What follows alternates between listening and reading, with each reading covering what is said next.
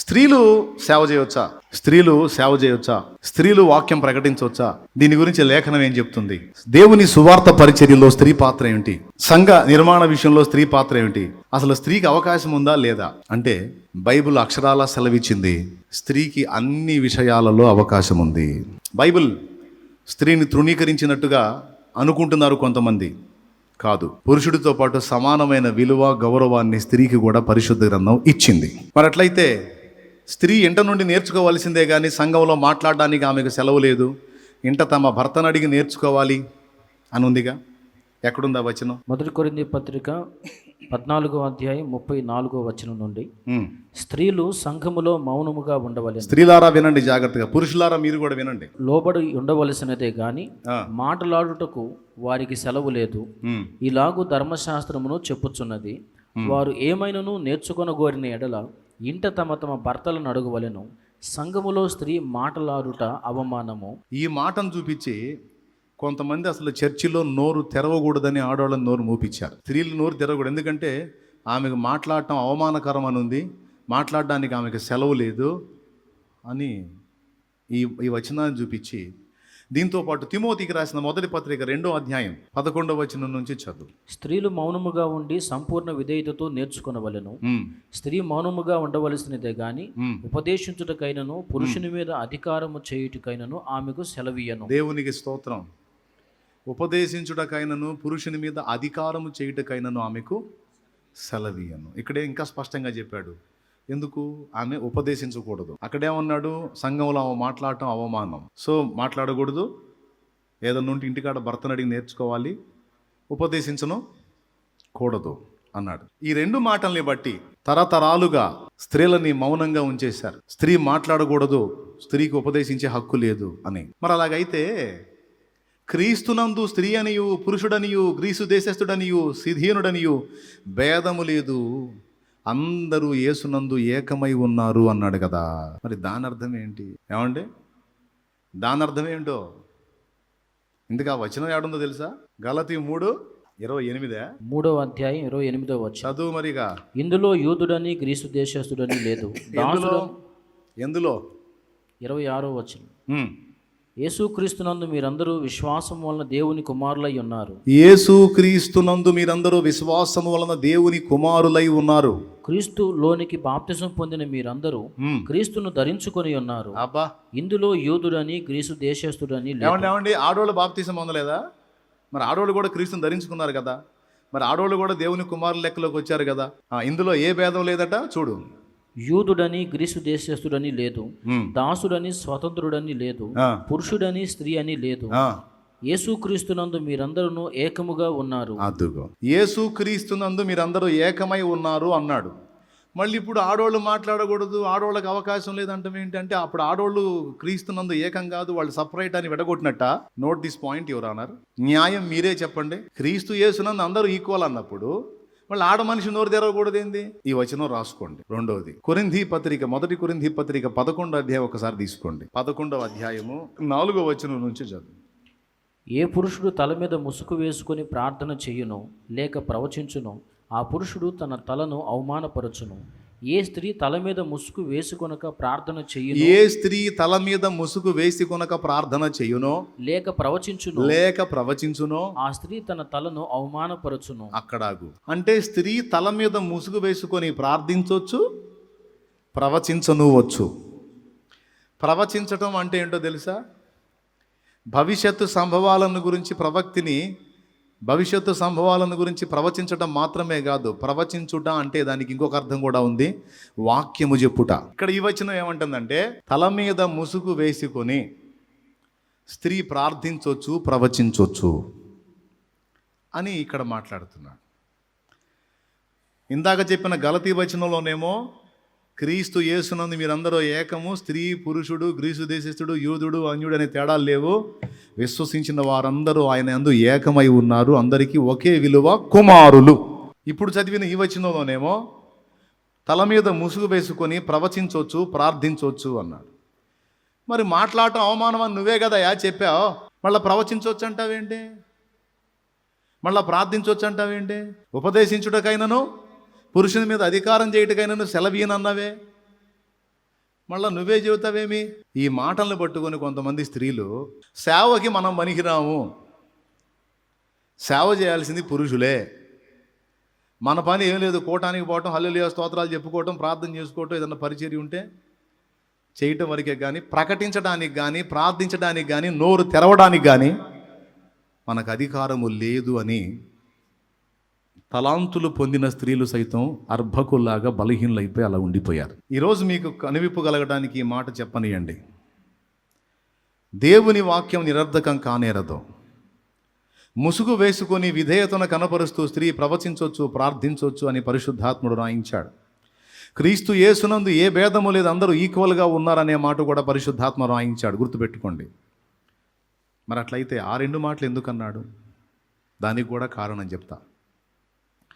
ఒక్కసారి 1 కొరింథీ 14లో ఇందాక చదివిన మాట మీరు ఒక్కసారి మళ్ళీ చదవండి. 34వ వచనం చూడండి ఒక్కసారి.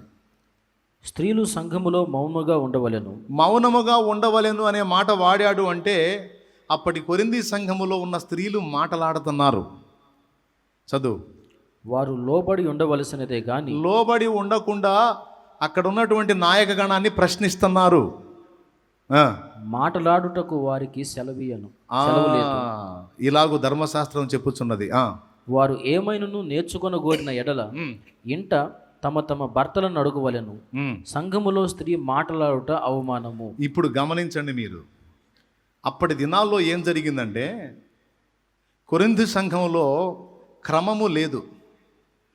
ఈ ఒక్కటే కాదు, ఆ పై వచనాల్లో చాలా సంగతులు మాట్లాడాడు. ప్రభు బల దగ్గర క్రమం లేదు, కృపావరాల దగ్గర క్రమం లేదు, వాక్యాన్ని బోధించే దగ్గర క్రమం లేదు, భాషలు మాట్లాడే దగ్గర క్రమం లేదు, అలాగే లేడీస్ దగ్గర కూడా క్రమం లేదు. ఎందుకు? క్రొత్త నిబంధన సంఘము పునాది దశాది, ప్రారంభ దశాది. ఆ దశలో క్రమాలు ఏవి కూడా ఇంకా పక్కాగా ఏర్పరచబడలా. వాళ్ళు అంత గందరగోళంగా వ్యవహరించిన దాన్ని బట్టి క్రమములు రాశాడు పౌలు మహనీయుడు. అందులో ఏం జరిగిందంటే ప్రభు బల్ల, భాషలు, ప్రవచనం ఇవన్నీ తర్వాత చెప్పుకుందాం. స్త్రీల దగ్గరకు వద్దాం. అక్కడ స్త్రీలు, అక్కడ నాయకగణం ఎవరైతే ఉన్నారో వాళ్ళని డైరెక్ట్గా కొన్ని ప్రశ్నలు అడుగుతున్నారు. గమనించండి, డైరెక్ట్గా కొన్ని ప్రశ్నలు అడుగుతున్నారు. మీరు ఎలా చెబుతున్నారు కదా, ఇది ఈ సంగతి కదా, ఇది ఆ సంగతి కదా అని మాట్లాడుతున్నారు. అక్కడ ఉన్న నాయకగణాన్ని ప్రశ్నిస్తున్నారు, ప్లస్ వాళ్ళు కూడా డిస్కషన్ చేస్తున్నారు. దానివల్ల ఒక విధమైన అల్లరి తయారైంది. రెండవది, స్త్రీలు విధేయతను కోల్పోయి మాట్లాడారు, హద్దులు దాటారు. మీరు గమనించండి, లోకంలో సామెత ఉంది, 10 కండవాలు ఒక దగ్గర చేరినా కొట్లాట ఉండదంట, 4 కొప్పులు ఒక దగ్గర చేరితే కొట్టుకు సత్తారని లోకంలో సామెత ఉంది. మీకు ఎంతమందికి తెలుసు? అంటే లేడీస్. ఈ స్త్రీలలో పరస్పర వైరుధ్యం, కొంతమంది విమర్శలు మాట్లాడటం, కొంతమంది కూర్చొని డిస్కషన్ చేయటం. ఇప్పుడు నేను ఇక్కడ వాక్యం చెబుతున్నా, మీరు అక్కడ మాట్లాడుకుంటే ఎట్లుంటుంది? ఒకవేళ ప్రశ్నిస్తే భర్తకి చెప్పి భర్త ద్వారా ప్రశ్నింపజేయాలి. ఎందుకంటే విధేయతకు మొట్టమొదట స్త్రీ పెద్దపీట వేయాలి. డైరెక్ట్గా అడగకూడదు. భర్తకి చెప్పి భర్త ద్వారా అడిగించవచ్చు, భర్త దగ్గర నుంచి నేర్చుకోవచ్చు. అందుకే ఏమన్నాడంటే, చర్చ్ జరుగుతున్నప్పుడు, పరిచర్య జరుగుతున్నప్పుడు, క్రమం నడుస్తున్నప్పుడు మీరు మాట్లాడటం అవమానం. విశ్వాసులారా, మీకు ఏదైనా అర్థం కాలేదనుకో, డైరెక్ట్గా అక్కడ అడగటం కాదు, నీ భర్తగా చెప్పి భర్త చేత అడిగించు. ఆయన వెళ్ళి పర్సనల్గా కనుక్కుంటాడు. తర్వాత ఇంటికి వస్తాడు. ఇంటికి వచ్చినప్పుడు ఆయన చెప్తాడు, నువ్వు అడిగిన దానికి ఫలానా అర్థమట, నువ్వు అడిగింది ఫలానా దానికి ఇదిగో ఇది కారణం చెప్పాడు దైవజనుడు. భర్తను అడిగి ఇంట నేర్చుకోవచ్చు. అంటే ఏం చెప్తున్నా అంటే, క్రమము మిస్ అయిపోయి గందరగోళం అవుతుంది సంఘంలో. అందరూ మాట్లాడేస్తున్నారు, ముఖ్యంగా స్త్రీలు మాట్లాడుతున్నారు. ధర్మశాస్త్రం ఏం చెబుతుందంటే, పెద్ద చిన్న గౌరవం ఉంది కదా. ఎట్లా? పెద్ద చిన్న. ఇప్పుడు అన్నదమ్ములు ఉన్నారండి. నేను పోయి తమ్ముడిని అడిగాను అనుకో, తమ్ముడు ఏమంటాడు? నాదేముందండి, మన్న పెద్దోడు, ఆయన అడగను అంటాడా, లేకపోతే ఏడు చేయాలి ఎదవా నేను చెప్తాను అంటాడా? చెప్పండి. నాదేముంది? పెద్దోడు ఉన్నప్పుడు చిన్నోడు నోరు తెరవచ్చా? రైట్. కాబట్టి ఇక్కడ పాయింట్ ఏం చెప్పాడంటే, పురుషుడు సరిగా చెప్పట్లేదని, లేకపోతే పురుషుడు తనకు తెలియకుండా మాట్లాడుతున్నాడని ఎట్లా పడితే అట్లా మీరు వ్యవహరించొద్దు. పురుషుని మీద పెత్తనం చేయడానికి, శాసించడానికి ట్రై చేయొద్దు. నువ్వు కూర్చోవయా, నీకు అర్థం కాలేదు, నేను మాట్లాడతా అని నువ్వు పెత్తనం తీసుకోవద్దు. స్త్రీ ఉపదేశించుటకైనను అని పక్కనే ఉన్నాడు, పురుషుని మీద అధికారము చేయుటకైనను అన్నాడు. అంటే అప్పటి సంఘంలో ఏం జరిగింది? ఉపదేశించారు, ఆయన కూర్చోబెట్టి ఉపదేశించారు, మరియు పురుషుణ్ణి శాసించారు. అందుకని కింది వచనాలు అంటాడు, మొదట ఆదామును తర్వాత హవ్వయు నిర్మింపబడిది కారా? అయితే ఆదాము మోసపరచబడలేదు కానీ స్త్రీ మోసపరచబడి అపరాధములో పడెను. కాబట్టి పెద్ద చిన్న, ముందు వెనక అనే తేడాలు ఉన్నాయి. ముందు పుట్టింది ఎవరు? ఆదామా హవ్వ? ముందు పుట్టింది స్త్రీనా పురుషుడా? తర్వాత అప్పుడు పెద్ద ఎవరు, చిన్న ఎవరు? మరి పెద్దోడు ఉన్నప్పుడు, పెద్దోడు మాట్లాడుతున్నప్పుడు చిన్న వ్యక్తి నోరు తెరవచ్చా? సో తారుమారు వ్యవహారం అయింది.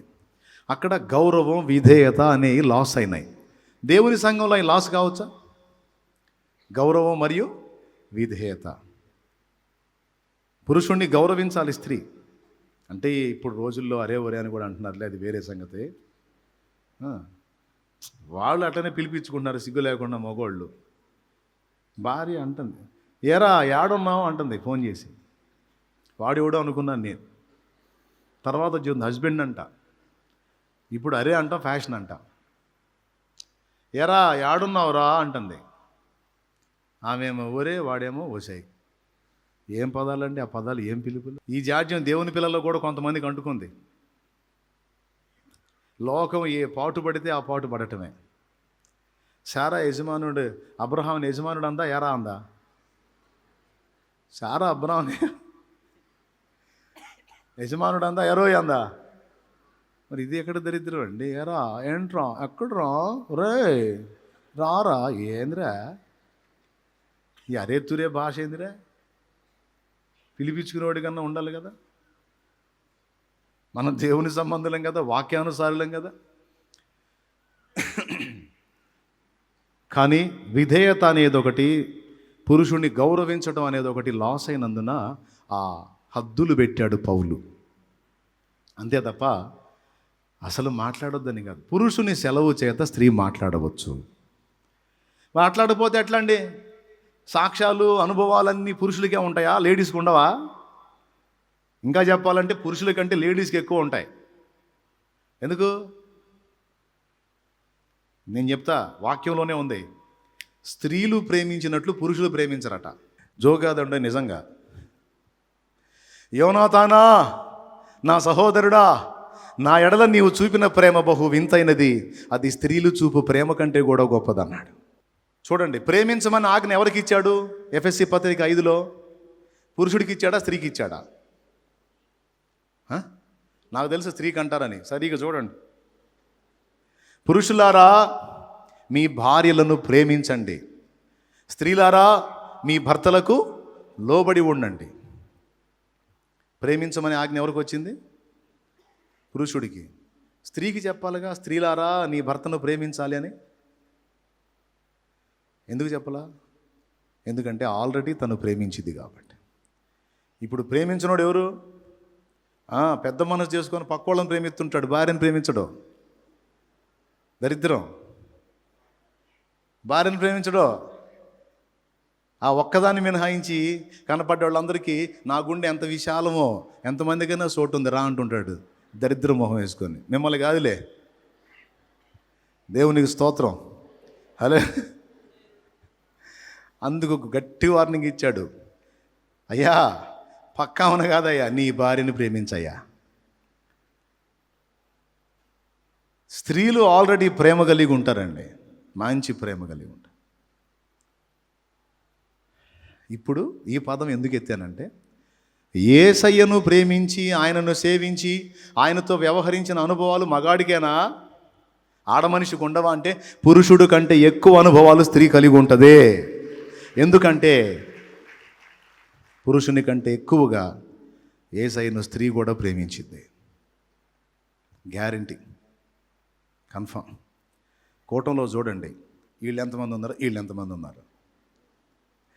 దేవునికి స్తోత్రం. అంటే మగాళ్ళు పనులకు వెళ్తారు బ్రదరు. హలో, ఇవాళ పని ఉండదో తెలుసా? స్తోత్రం. పని లేకపోయినా సరే ఇంటికాడ తిని నిద్రపోతాడు, గురక పెడతా ముఖం వాసిందాక నిద్రపోతాడు, కానీ చర్చికి మాత్రం రాడు. కానీ ఆడతల్లులు చూడు, యేసయ్యను ప్రేమించటం, సేవించటం, ఆరాధించటం, ఉపవాసించటం, ప్రార్థించటం, ప్రతి చిన్నదానికి ముందే అలవాటు. స్త్రీకి ఆధారపడి బ్రతకటం అలవాటు, పురుషుని మీద పెద్దల మీద డిపెండ్ అయి బ్రతకటం అలవాటు. ఆ అలవాటు పురుషుడు ఆధారపడటం తక్కువ, స్త్రీ మాత్రం ఊరికినే డిపెండ్ అయితే దేవుని మీద. పురుషుల కంటే స్త్రీలే ఎక్కువ ప్రేమిస్తారు యేసయ్యనంటానికి ఒక నిరూపణ చూపిస్తా బైబిల్లో. చూస్తారా? యేసు ప్రభు సమాధి చేయబడ్డాడు, సిలువలో ప్రాణం పెట్టి. సమాధి చేయబడ్డప్పుడు ఆయన శరీరము తిరిగి లేచింది, ఆయన పునరుద్ధానంతో లేచాడు. లేచిన తర్వాత సమాధిలో యేసయ్య దేహం లేదు. ఆ దేహం కోసం ఏడ్చి, ఆ దేహాన్ని నేను ఎత్తుకొని పోతానని పలికిన మనుషుల్లో మగవాడు ఎవరైనా ఉన్నారా? స్త్రీ మగ్దలేన మరియా ఏడుస్తుంది. ఎంత ఏడ్చిందంటే ఆమె ఏడుపు దెబ్బకి చెరగా కొనిపోయే కార్యక్రమంలో ఉన్న ఆయన ఆ కార్యక్రమాన్ని పక్కన పెట్టి మరియా అన్నాడు. రబ్బునే అనేసింది కేక. ఎందుకు ఏడుస్తున్నా? నేను చెప్పలా లెగుస్తానని? లేచా. నువ్వు వెళ్ళి నా సహోదరులకు చెప్పు, నేను వాళ్ళని కలుస్తానని పో అని మరియకు చెప్పి పంపించాడు. ఆ తెల్లవారుజామున ఆ చీకట్లో ఆ సమాధి దగ్గరికి పోయి, అసలు ఆడమనిషి అంత సాహసం చేసిద్దా? ప్రేమ, నాకు యేసు కావాలి, యేసు కావాలి, నాకు యేసు కావాలి.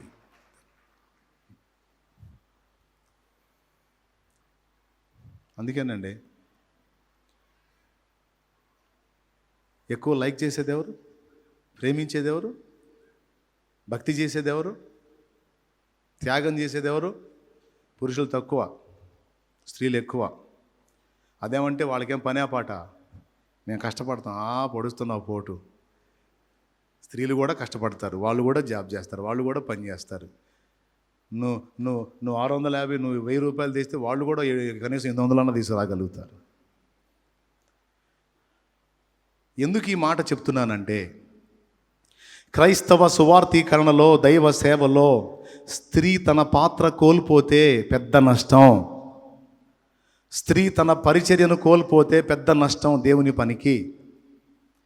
పురుషుని మీద పెత్తనం చేయకూడదు, కానీ పురుషుని సెలవు చొప్పున దేవుని వాక్యాన్ని ప్రకటించవచ్చు. పురుషుని మీద పెత్తనం చేయకూడదు, కానీ పురుషుని సెలవు చొప్పున ప్రార్థించవచ్చు, సాక్ష్యం పంచుకోవచ్చు, భక్తి జీవితంలో తన అనుభవాలు ఇతరులతో పంచుకోవచ్చు. అందులో ఏమాత్రమూ ఇబ్బంది లేదు. ఇంకా చెప్పాలంటే స్త్రీల సమాజాన్ని కూడా నడిపించవచ్చు, అచ్చంగా వాళ్ళ లీడింగ్తో. వాక్యం చెప్పొచ్చురా చెల్లి, అదంతా జెంట్స్ వర్క్ అనుకోవద్దమ్మా. దేవుడు నాకు ఇచ్చిన బిడ్డల్లో చాలామంది ఉన్నారు. నిలబెట్టి వాక్యం చెప్పండిరా తల్లి అంటే అనర్గళంగా దేవుని మాటలు మాట్లాడగలిగే బిడ్డలు చాలామంది నాకు ఇచ్చాడు దేవుడు. నేను డిస్కరేజ్ చేయను, ఎంకరేజ్ చేస్తా. ఇంకా చెప్పాలంటే తిడతా. బుద్ధి లేదు, ఎంతకాలం కూర్చొని వింటారు? చెప్పొద్దా మీరు వాక్యం? మీరు ప్రకటించాలి, ప్రార్థన బృందాలను సిద్ధపరచాలి, చిన్న చిన్న గుంపులను ఏర్పరచాలి, ప్రకటించాలి, పరిచర్య చేయాలి అని ఆడపిల్లలకు బోధిస్తాను నేను. ఆత్మల సంపాదనలో కూడా ఎక్కువ శాతం నంబర్ 1లో ఉంది ఇప్పుడు ఆడపిల్లలే. నశించిపోతున్న ఆత్మను రక్షించేటువంటి పరిచర్యలో పెక్కు మంది వాడబడుతున్న ఆడపిల్లలే. కాబట్టి దేవుని వాక్యం స్పష్టంగా చెప్పింది, భేదము లేదు. దేవుడు అందరికీ కృపనిచ్చాడు. అంతేకాదు ముసుగు వేసుకొని, అంటే విధేయత చూపుతూ ప్రవచించవచ్చు, ప్రార్థించవచ్చు. నా తండ్రితో నీకున్న అనుభవాలు నువ్వు కూడా పంచుకోవచ్చు, ఏం ఇబ్బంది లేదు. ఆత్మీయ తల్లిగా, తండ్రిగా సంఘానికి మీరిరువురు కలిసి నేర్పించుకోవచ్చు. ఆడపిల్ల స్త్రీ సమాజాన్ని నడిపించవచ్చు. అంతేకాదు దైవజనుడు పర్మిషన్ ఇస్తే అందరూ కలిసి ఉన్నప్పుడు సైతం ప్రభువుతో నీ అనుభవాలు పంచుకోవచ్చు. ప్రభువు నీకు ఎట్టి కార్యాలు చేశాడు, అవి కూడా పంచుకోవచ్చు. ఏం తప్పులేదు. కొంతమంది భయపడతారు, కొంతమంది తెగించి నిలబడతారు. తెగించి నిలబడ్డ వారి వల్లనే దేవుని పని జరిగింది.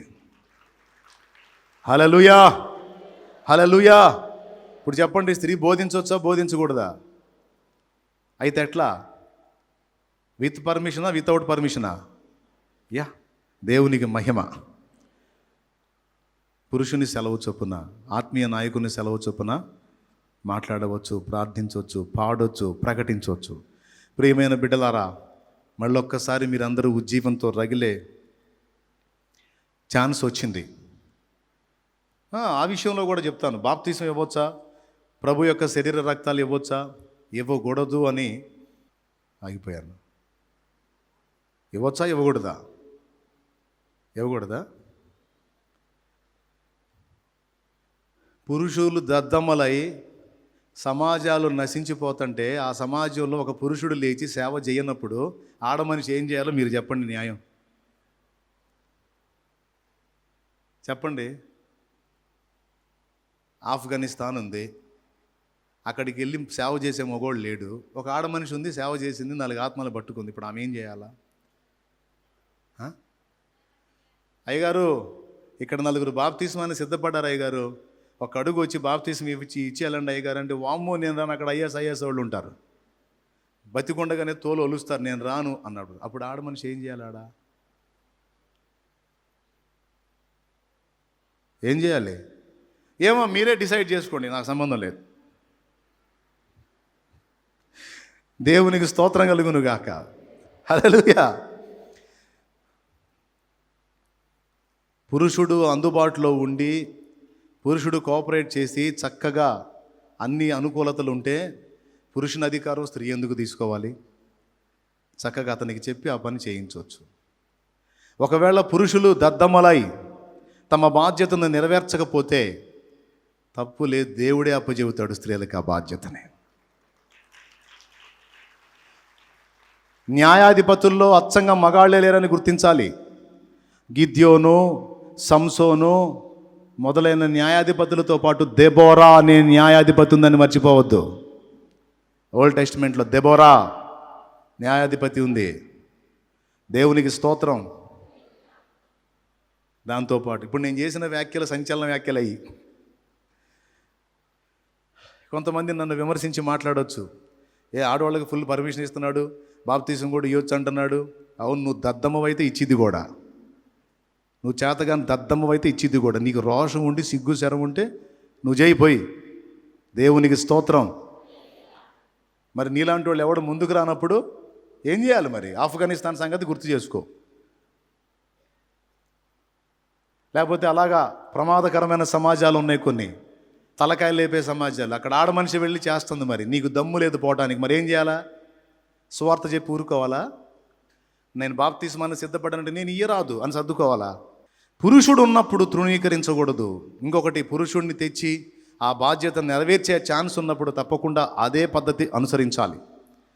కొంతమంది అయితే పెత్తనం తీసుకోవడానికి ట్రై చేస్తారు. అవకాశాలు ఉన్నా, పురుషులు ఉన్నా సరే వీళ్ళే బాప్తిస్మం ఇస్తారు, వీళ్ళే బల్ల ఇస్తారు. అది ఎందుకు? పెత్తనం కోసం. That is wrong. అది తప్పు. స్పష్టంగా చెప్తున్నా, అది తప్పు. పురుషుడుండి నడిపించే ఛాన్స్ ఉంటే పెత్తనం తీసుకోవద్దు, విధేయత చూపు. ఒకవేళ లేదు, ఆఫ్ఘనిస్తాన్ లాంటి అలాంటి ఇంకా ప్రమాదకరమైన స్థలాల్లో నీకు ఛాన్స్ దొరికింది, పరిచర్య చేసావు, ఒక 20-30 ఆత్మల్ని కదిలించావు, మరి వాళ్ళని ఎట్ట చేయాలో? అక్కడ వాళ్ళకి వచ్చి చేసే పురుషుడు లేడు, వాళ్ళకి బాప్తిస్మం ఇచ్చేవాళ్ళు లేడు, వాళ్ళకి బల్ల ఇచ్చేవాళ్ళు లేడు, గతి లేదు, ఎవడు రావట్లేదు, మరి ఏం చేయాలి అన్నప్పుడు ఇక దేవుడు నీకు అడ్డు పెట్టాడు. పరిశుద్ధాత్మ నిన్ను నడిపించిన ప్రకారం నువ్వు చేయొచ్చు. దేవునికి స్తోత్రం కలుగునుగాక. హల్లెలూయా. కానీ పురుషుడి మీద అధికారం చేయడానికి, పురుషుడి పెత్తనాన్ని తీసుకోవడానికి మాత్రం స్త్రీ సాహసం చేయకూడదు. ఒకవేళ అన్నా నేను ఇక్కడ సేవ చేస్తున్నాను, నేనే బల్ల ఇస్తున్నాను, నేనే బాప్తిస్మాలు ఇస్తున్నాను, మరి ఇక ఛాన్స్ లేదన్నా, ఎవరు రావట్లేదు అని ఎవరైనా ఒకవేళ ఉంటే నాకు ఫోన్ చేయండి, అవసరమైతే దైవజనుడిని నేను పంపిస్తా. Praise the Lord. నేను పంపిస్తా. ఆ దైవజనుడి సపోర్ట్తో నువ్వు పరిచర్య చేయొచ్చు, ఇబ్బంది లేదు. అంతేగాని తొందరపడి పురుషుని పెత్తనం చేతుల్లోకి తీసుకోవద్దు. అలాగని నేను తగను, పనికిరాను, నాకు అర్హత లేదు, దేవుని వాక్యం ఒప్పుకోవట్లేదని నువ్వు కుంచుకుపోవద్దు. నువ్వు సేవ చేయాలి తల్లి, నువ్వు సేవ చేయాలి. అది అర్థమైందా? నేను చెప్పింది న్యాయంగా ఉందా, అసంబద్ధంగా ఉందా? న్యాయమే అన్నోళ్ళు చేతులు ఎత్తండి. మరో గ్రామంలో ఒక తల్లి సేవ చేస్తుందయా, ఆత్మల్ని సంపాదించింది. అక్కడ ఒక 50 మంది కూడుకుంటున్నారు. చాలామంది దైవజనులను అడిగింది, దైవజనుడా రా, బాప్తిస్మం ఇవ్వాలి, బల్ల ఇవ్వాలి, మీరు అందుబాటులో ఉన్నారు రండి అని పిలిచింది. కొంతమంది ఆమె మొర్ర విన్నారు కానీ పట్టించుకోలా. మరి ఏం చేయాలా? రాలా ఎవడో, మరి ఏం చేయాలి? ఏది న్యాయమో మీరు చెప్పండి. అందుకే నేను చెబుతున్నాను, నాకు ఫోన్ చేయాలి. దేవునికి స్తోత్రం, హల్లెలూయా. అప్పుడు నేను చెబుతా ఏం చేయాలో. నేను కూడా దొరకలేదు, అప్పుడు ఏం చేయాలి? ఏం చేసిద్ది? తప్పదిక. ముందు ఆత్మల రక్షణ కదా, లేకపోతే అసలు ఇక సేవ అనేదాన్నే జోలికి పోకూడదు. అంతే కదా, ఇంకా సేవ చేయకూడదు. మరి ఆ గ్రామం పోతే పోయింది, వాగులో పడి వదిలేయాలి. వదిలిద్దా పరిశుద్ధాత్మ కలిగింది? అలాగని అవకాశం ఉండి అధికారాన్ని చేతుల్లోకి తీసుకోకూడదు. క్లియర్గా అర్థమైందా? మళ్ళీ చెప్పాలా? ఎంతమందికి అర్థమైంది? ఇప్పుడు సేవ చేయాలా వద్దా? ఇకపోతే వీధి సువార్త సభల్లో చక్కగా వాడబడవచ్చు, డైరెక్ట్గా సువార్త చేయొచ్చు.